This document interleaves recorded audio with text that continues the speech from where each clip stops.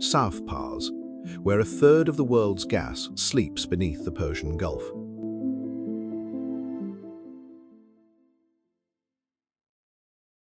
"3,000 meters beneath the Persian Gulf seabed, trapped in ancient carbonate rock formations, lies enough natural gas to power the entire world for 13 years. The pressure at this depth is immense. The reservoir temperature exceeds 120 degrees Celsius, yet the hydrocarbons remain locked in place, waiting to be extracted through sophisticated offshore platforms that dot the azure waters above. This is South Pars North Dome, the world's largest natural gas condensate field, a geological treasure spanning 9,700 square kilometers of seafloor between Iran and Qatar. The field contains an estimated 1,800 trillion cubic feet of recoverable natural gas and approximately 50 billion barrels of natural gas condensates, representing roughly 8% of all known global gas reserves. The reservoir itself measures approximately 450 meters thick in the Iranian section, with gas accumulated in Upper Permian and Lower Triassic carbonate formations that formed millions of years ago. What makes this field remarkable is not merely its size, but its divided nature. Maritime boundaries split the field between two nations with vastly different political systems, economic priorities, and technical capabilities. Iran controls 3,700 square kilometers of the southern portion, which it calls South Pars, while Qatar possesses 6,000 square kilometers of the northern section, known as North Dome or North Field. The field sits at a water depth of just 65 meters, making offshore operations technically feasible, yet the sheer scale of development required has challenged both nations. For Qatar, this resource transformed a small desert peninsula into the world's wealthiest nation per capita and the second largest LNG exporter globally. For Iran, South Pars became the backbone of domestic energy security, providing 70 to 80% of the country's natural gas needs.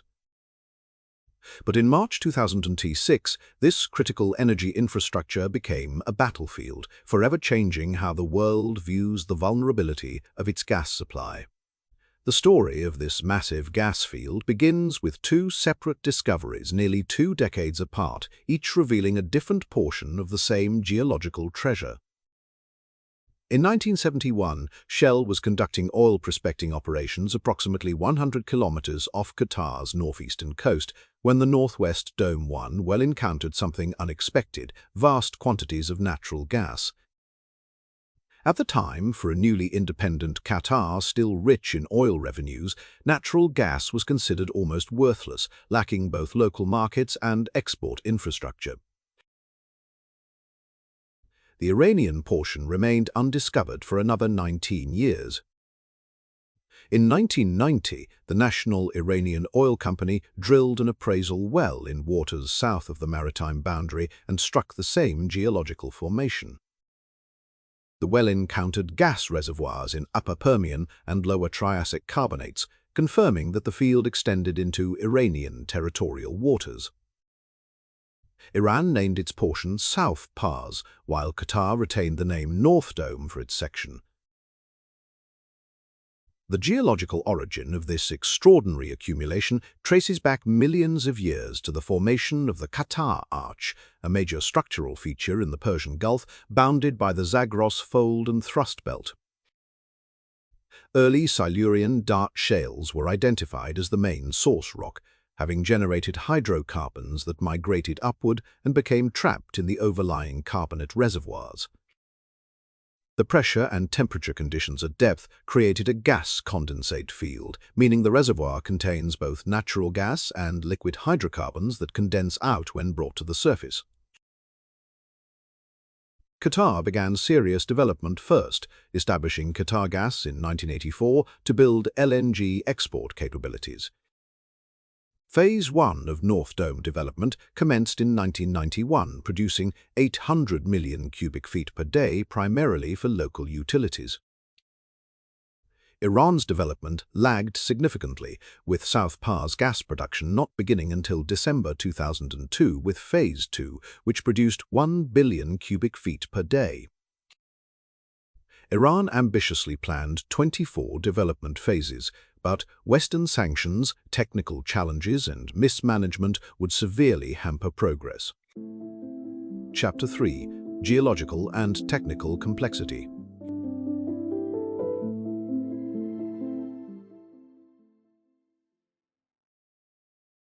The South Pars North Dome field sits atop the Qatar Arch, one of the Persian Gulf's most significant geological structures, created by tectonic forces that uplifted and folded ancient sedimentary layers. This uplift created a massive anticlinal trap where hydrocarbons accumulated over millions of years, sealed by impermeable cap rock that prevented their escape. The reservoir rocks themselves are Upper Permian and Lower Triassic carbonates, limestone and dolomite formations with sufficient porosity and permeability to store and transmit vast quantities of gas. Extracting this resource presents formidable technical challenges. The field lies 3,000 meters below the seabed in waters approximately 65 meters deep, requiring sophisticated offshore platforms capable of drilling through both water and rock. The reservoir temperature exceeds 120 degrees Celsius, hot enough to damage standard drilling equipment and requiring specialized high-temperature tools and materials. Reservoir pressure is equally extreme, necessitating robust wellhead equipment and blowout prevention systems. The gas condensate nature of the field adds another layer of complexity. Unlike dry gas fields that produce only methane, South Pars North Dome yields both natural gas and natural gas condensates, liquid hydrocarbons similar to light crude oil that condense when pressure and temperature drop during production. Separating these components requires extensive processing facilities, both offshore and onshore. Qatar developed the massive Ras Laffan industrial city on its northeastern coast to process North Dome production, building world-class liquefied natural gas facilities capable of cooling gas to minus 162 degrees Celsius for export in specialized LNG tankers. Iran constructed processing facilities at Asaluye on its southern coast, though these facilities never achieved the same scale or efficiency as Qatar's installations. Perhaps the most significant technical challenge is reservoir management. Because the field is shared, extraction rates on one side can affect reservoir pressure and production potential on the other. In 2005, Qatar imposed a development moratorium due to concerns about reservoir pressure decline, a pause that lasted until April 2017. Iran, meanwhile, struggled to develop its portion efficiently, leading to concerns that gas was migrating across the maritime boundary to the Qatari side. By early 2026, the stark disparity in development between the Iranian and Qatari portions of the field had become impossible to ignore. Qatar was producing 18.5 billion cubic feet per day, or 520 million cubic meters, from its North Dome facilities, while Iran managed only 2 billion cubic feet per day, or 57 million cubic meters, from South Pars. Qatar was extracting more than 9 times as much gas as Iran from the same geological formation. This dramatic difference stemmed from multiple factors. Qatar possessed superior technical expertise, often partnering with international oil companies that brought advanced drilling and production technologies. The country invested billions in state-of-the-art infrastructure, building multiple LNG trains at Ras Laffan that could liquefy and export gas to markets worldwide. Qatar's stable political environment and business-friendly policies attracted foreign investment and technical partnerships. Iran faced the opposite conditions. Western sanctions, imposed primarily due to the country's nuclear program, severely restricted access to advanced oil and gas technologies and international financing. Foreign companies that might have provided technical expertise were prohibited from working in Iran or chose to avoid the market due to sanctions risk. Mismanagement and corruption within Iran's energy sector further hampered development. While Iran planned 24 development phases for South Pars, many experienced significant delays, cost overruns, and technical problems. The consequences of this disparity extended beyond production figures. Reservoir engineers noted that Iran's slower extraction rate meant gas was likely migrating from the Iranian side to the Qatari side, where lower reservoir pressure created a draw. Iran was essentially losing its resource to Qatar's more aggressive development. For Qatar, North Dome revenues accounted for approximately 80% of government income, funding the country's transformation into a wealthy, modern state with world-class infrastructure and the highest GDP per capita globally.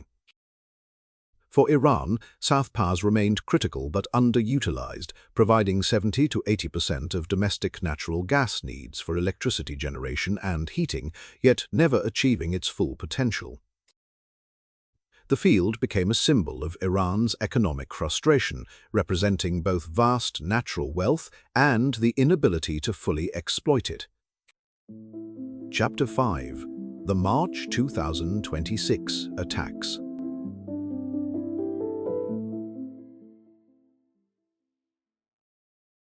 On March 18, 2026, the South Pars gas field became a war zone for the first time in its history.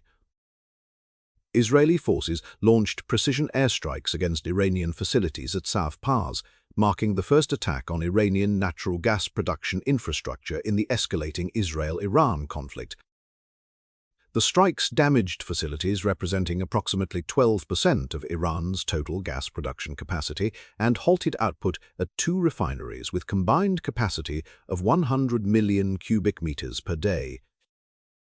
Fires erupted across the offshore platforms and onshore processing facilities at Asaluye, requiring emergency response teams to contain the damage. Iran's retaliation was swift and devastating.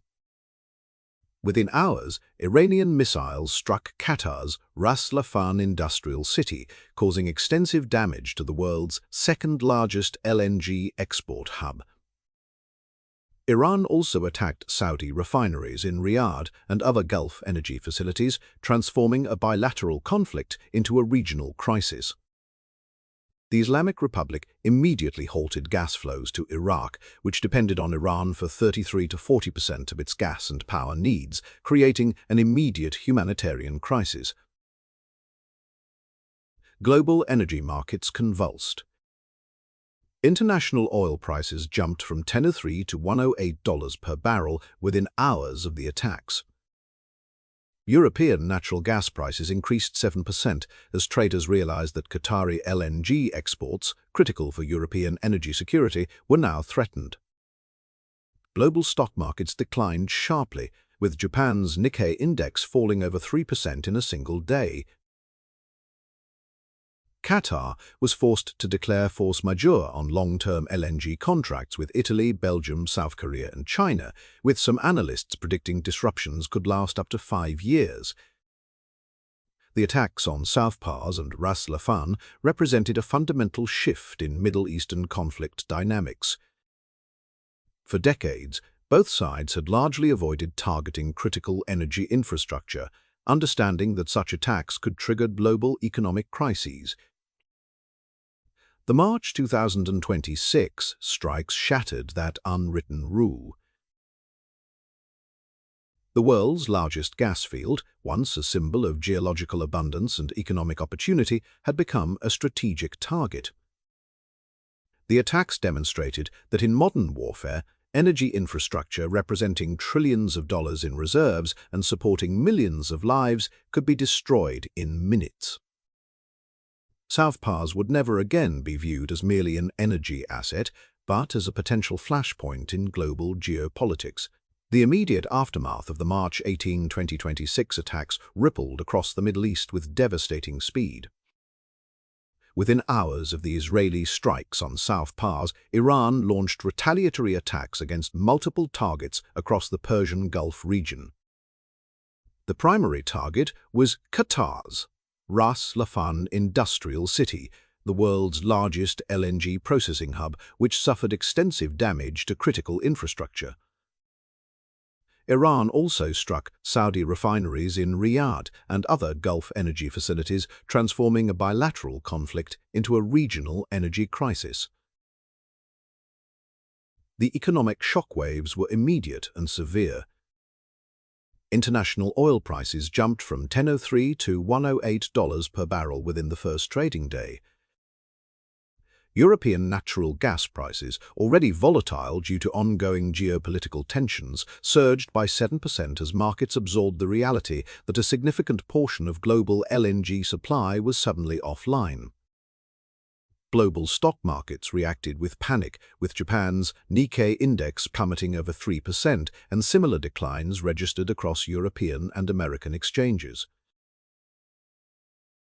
Iran's response extended beyond military retaliation. The country immediately halted natural gas flows to Iraq, which depended on Iranian supplies for 33 to 40% of its gas and power needs. This action plunged Iraq into an energy crisis, forcing rolling blackouts across major cities and industrial centers. The decision demonstrated how energy infrastructure had become weaponized, with civilian populations bearing the immediate costs of military escalation. Emergency response teams at South Pars worked frantically to contain fires at the damaged facilities. 2 refineries with combined capacity of 100 million cubic meters per day had been completely halted, representing approximately 12% of Iran's total gas production capacity. The fires burned for days, sending plumes of black smoke visible from the Iranian mainland 100 kilometers away. Engineers estimated that even after the fires were extinguished, repairs would take months, not weeks. Chapter 7: Strategic Assessment and Analysis.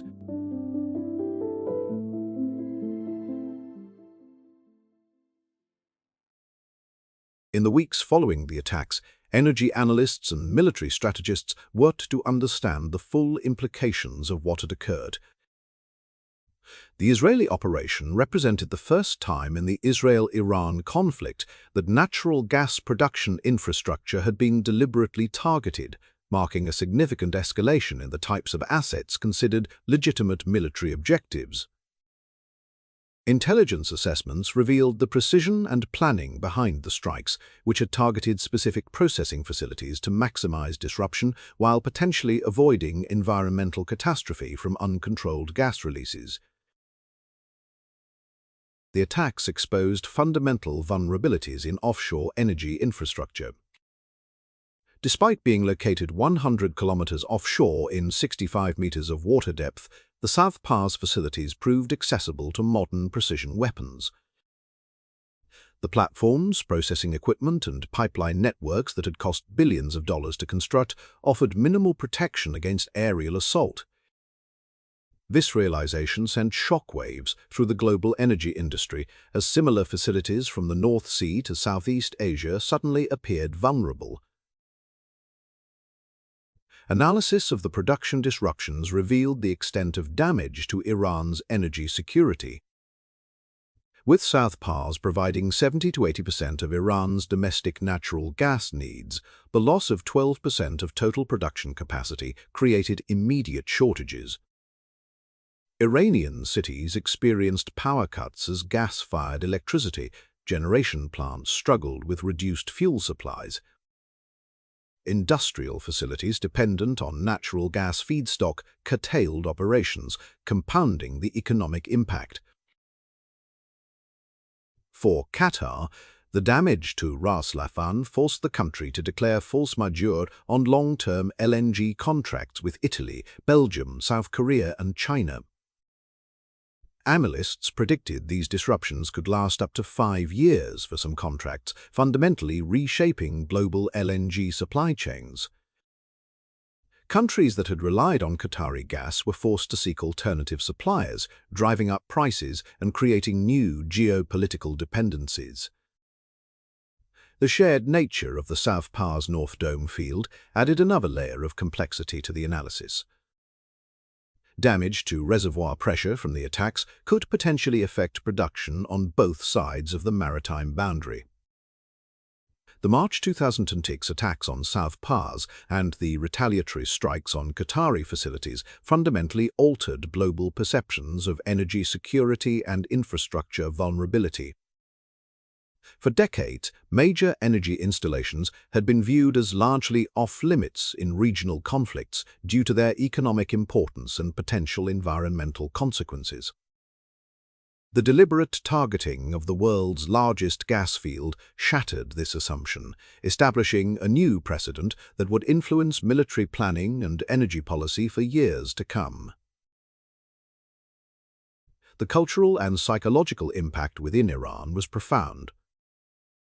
South Pars had become a symbol of national energy independence and economic potential, frequently featured in state media as evidence of Iran's resource wealth and technological capabilities. The successful attack on these facilities represented not just physical damage, but a blow to national pride and the perception of invulnerability. Iranian citizens, already struggling with economic sanctions and inflation, faced power cuts and heating shortages as winter approached, directly connecting the distant offshore conflict to daily life. For Qatar, the damage to Ras Laffan threatened the foundation of the country's modern economy. The tiny Gulf state had transformed itself from an oil-dependent backwater into a global LNG powerhouse, with gas revenues accounting for 80% of government income. The attacks raised existential questions about the sustainability of an economy built almost entirely on a single, now demonstrably vulnerable, asset. Qatari leadership faced difficult decisions about reconstruction, security investments, and economic diversification. International media coverage of the attacks highlighted the interconnected nature of global energy markets. Television broadcasts showed burning platforms in the Persian Gulf alongside footage of European households facing heating costs and Asian factories curtailing production. The narrative that emerged was one of vulnerability, how a conflict in one region could cascade through global supply chains to affect consumers thousands of kilometers away. Energy companies worldwide reassessed their infrastructure security, with some considering relocating critical facilities or investing in defensive systems. Chapter 9: Reshaping Global Energy Markets.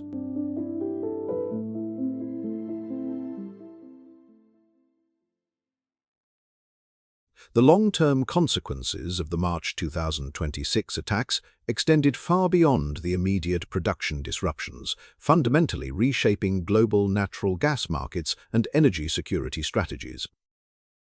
With Qatar forced to declare force majeure on major LNG contracts, potentially lasting up to 5 years, consuming nations scrambled to secure alternative supplies.